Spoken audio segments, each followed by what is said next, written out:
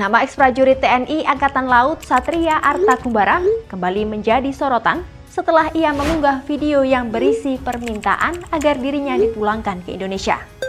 Satria menjadi perbincangan karena keputusannya menandatangani kontrak dengan Kementerian Pertahanan Rusia dan bergabung dalam pertempuran melawan Ukraina.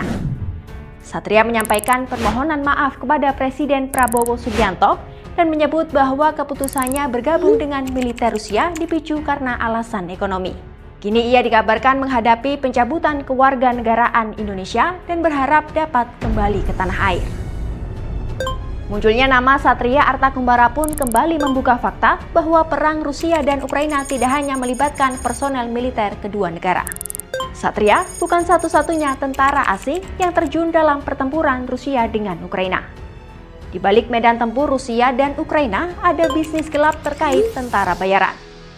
Lantas siapa saja tentara bayaran yang terlibat dalam perang Rusia-Ukraina dan bagaimana bisnis ini berjalan? Bersama saya Meifa Jufarani, jurnalis Kompas.com.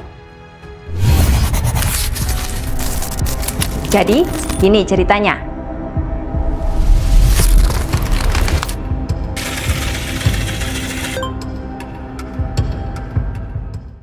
Dalam perang modern, ada istilah tentara bayaran dan Private Military Company atau PMC. Perbedaan utama tentara bayaran dengan PMC terletak pada status hukum dan cara mereka beroperasi. Tentara bayaran adalah individu yang bertempur demi uang, tanpa ikatan resmi dengan negara atau organisasi tertentu, dan umumnya dikerahkan untuk pertempuran garis depan. Sedangkan PMC atau perusahaan militer swasta adalah perusahaan resmi yang menyediakan berbagai layanan militer dan keamanan, seperti pelatihan, logistik, dan perlindungan yang disertai kontrak yang jelas dan terikat pada hukum. Meski kerap disebut juga sebagai tentara bayaran, PMC beroperasi secara legal dan memiliki struktur organisasi yang jelas.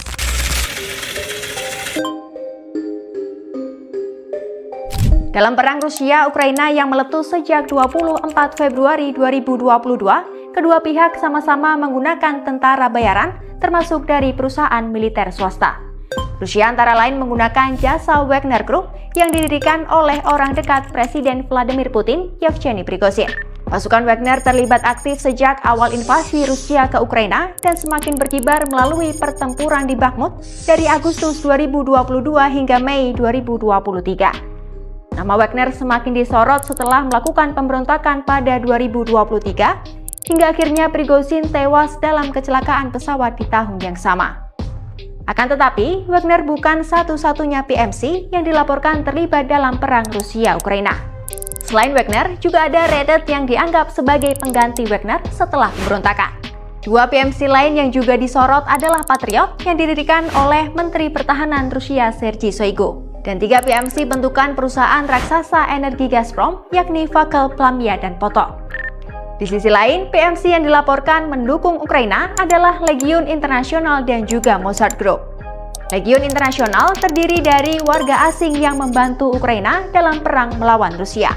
Pada awal invasi Rusia, Presiden Ukraina Volodymyr Zelensky menyebut ada sekitar 20.000 orang dari 52 negara yang bergabung dalam Legiun tersebut. Sementara itu, Mossad Group adalah PMC yang didirikan oleh mantan marinir AS Andy Milburn. PMC ini memposisikan diri sebagai versi baik hati dari Wagner Group dengan mengusung misi membersihkan persenjataan, ranjau, dan jebakan di medan tempur.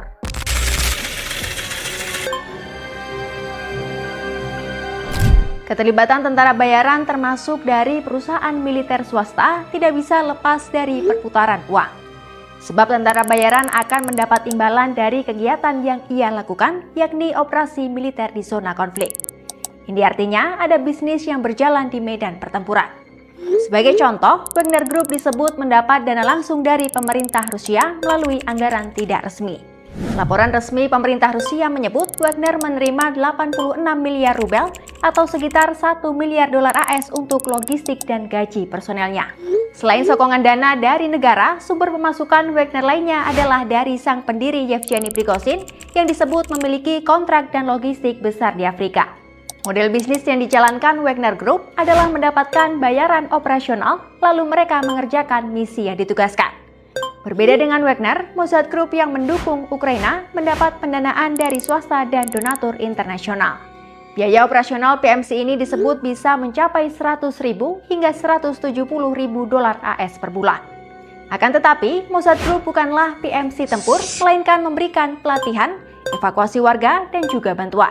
Sementara itu, Legiun Internasional mendapat pendanaan dari pemerintah Ukraina. Personel Legiun Internasional juga mendapatkan gaji setara dengan tentara Ukraina, yakni bisa sekitar 2.000 hingga 3.000 dolar AS per bulan.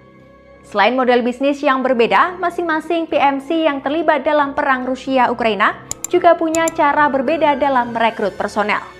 Wagner disebut merekrut mantan narapidana dan veteran militer yang tidak bekerja.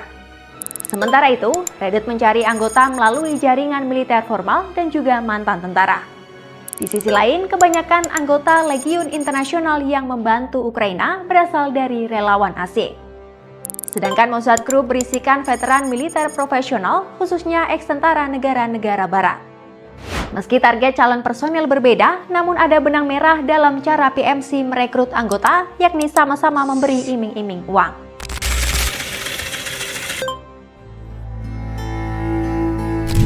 Berkaca pada kasus Satria Arta Kumbara, bekerja sebagai tentara bayaran termasuk yang tergabung dalam sebuah PMC memang menjanjikan pemasukan besar.